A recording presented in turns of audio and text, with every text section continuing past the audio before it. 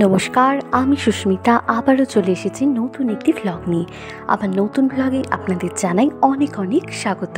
আজ যেদিনের ভ্লগটি শেয়ার করছি সেদিন ছিল শনিবার, আর এখন প্রায় বিকেল গড়িয়ে সন্ধে হতে চলেছে। আর আমার ড্রেস আপ থেকে হয়তো বোঝাই যাচ্ছে যে এখন কোথাও বেরোচ্ছি। আগের দিনের ভ্লগেই তো শেয়ার করেছিলাম যে বোনকে ঘোরাতে নিয়ে গিয়েছিলাম বাড়ির পাশের মেলা। তো আজও চলেছি আমরা মেলাতে, তবে আজ আর বাড়ির পাশের মেলাতে নয়, এক্সপো মেলা। আর আজও যথারীতি একই কাণ্ড, মানে প্রথমবার আমি যেই ড্রেসটা পরেছিলাম সেটা পরে আর বেরোতে পারিনি, তারপর আবার চেঞ্জ করতে হলো। তো এখন বোন আমাকে একটু ঠিকঠাক করে দিল, তো এখন আমরা দুজনে বেরোবো। আর কতদিন পর যে এইভাবে রেডি হলাম সে আর কি বলবো। যেহেতু মেয়েকেও ঠাম্মির কাছেই রেখে যাবো, তাই ভেবেছিলাম একটু তাড়াতাড়ি বাড়ি থেকে বেরোবো আর ফিরেও আসবো তাড়াতাড়ি, কিন্তু কিছুতেই না আর তাড়াতাড়ি বেরোনো হয় না। তো এই যে আমাদের গোপালকে প্রণাম করে এখন আমরা বেরিয়ে পড়েছি আর চলেও এসেছি এক্সপো মেলাতে। আর মেলার গেটটা না এত সুন্দর করেছে, মনে হচ্ছে দুর্গাপুজো। তো ওই দিক থেকে টিকিট কেটে নিয়ে আসুক, ততক্ষণে আমি আর বোন ওই গেটের সামনে দাঁড়িয়ে কয়েকটা ফটো তুলে নিলাম। আর ঢুকেই দেখি সারি সারি আচারের দোকান। না, এবার আর কোনো আচার নিইনি, আগের বার নিয়ে গিয়েছিলাম পাঁপড় আচার, কিন্তু সেগুলো না আর বেশি দিন খাওয়া হয়নি। তো মেলায় এসেই না প্রথমে ফুলের গাছগুলো দেখে ভীষণ ভালো লাগলো। ভাবলাম যদি পারি যাওয়ার সময় কিছু গাছ নিয়ে যাব। আর এইবার এই দোকানে এসে তো আমি একদম দাঁড়িয়ে গিয়েছি, মানে অনেক দিন থেকেই ভাবছিলাম এরকম বড় ধরনের একটা ফুল ঘরের জন্য কিনবো, কিন্তু না কিছুতেই পাচ্ছিলাম না। কিন্তু আজ যখন হাতের সামনে পেয়ে গিয়েছি আর কোনো রকম ছাড়াছাড়ি নেই।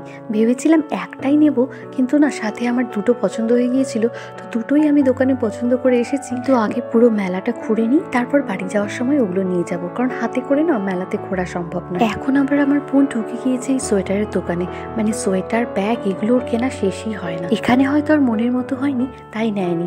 আমি তো মনে মনে ভাবলাম যাক বাবা, ভালোই হয়েছে। ছোটবেলায় যখন এক্সপোতে যেতাম না, তখন মনে হতো যে সারা বছর ধরে প্রচুর টাকা জমাবো, যখন এক্সপো আসবে যা যা জিনিস পছন্দ সব কিনে নেব। কিন্তু এই বড় হওয়ার সাথে সাথে না সেই আনন্দটা কোথায় হারিয়ে গিয়েছে।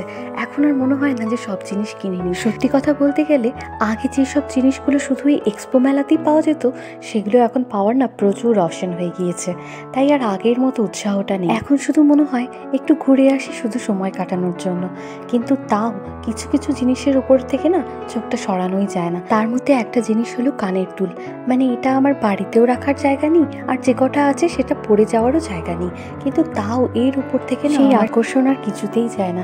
যেখানেই যাই মনে হয় কয়েকটা কানের দুল নিয়ে নিই, কিন্তু পড়ে যাব কোথায়? আর এখন তো আরোই কোথাও বেরোনো হয় না। আর এখন চলে এসেছি একদম মেলার সেন্টারে, মানে যেখানে সব রাইডসগুলো রয়েছে। আমি রাইডসে উঠি না ঠিকই, আগেই জানিয়েছি, কিন্তু আমার না দেখতে ভীষণ ভালো লাগে। আর এবার অদ্ভুতভাবে বাচ্চাদের রাইডসগুলো দেখতে আমার এত ভালো লাগছিল কি বলবো, শুধু মনে হচ্ছিল কবে আমার ছোট্ট বাবুটাকে এটাতে বসাবো। আর এই রাইডসগুলোতে উঠেও কতটা মজা পায় সেটা দেখারই অপেক্ষায় থাকলাম। তো যাই হোক, সেই দিক থেকে চলে এসেছি। এখানে না বেশ খাওয়ার স্টল বসেছে, আর আমি যেখানেই যাই আমার পাপড়ি চাট খেতে ভীষণই ভালো লাগে। আজও ইচ্ছে হয়েছিল, কিন্তু ওরা কেউ খাবে না, তাই আমি আর খাইনি।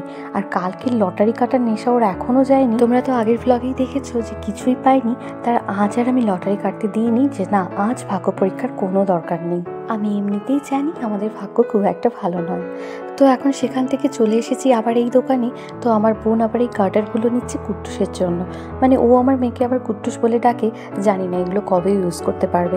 ওকে বারবার নিতে না করেছিলাম, তাও নিল। তো মেলা প্রায় আমাদের ঘোরা শেষের পথে। তো এখন চলে এসেছি আবার সেই ফুলের দোকানে। তখন যেই দুটো পছন্দ করে গিয়েছিলাম সেগুলো নেওয়ার জন্য। আর সত্যি কথা বলতে পুরো মেলাতে আমার কিছু নিতে না ইচ্ছে হলেও এই দোকানে না প্রায় সব কটি আমার নিয়ে নিতে ইচ্ছে করছে, মানে সব কটা ফুল এত সুন্দর বলার মতো নয়।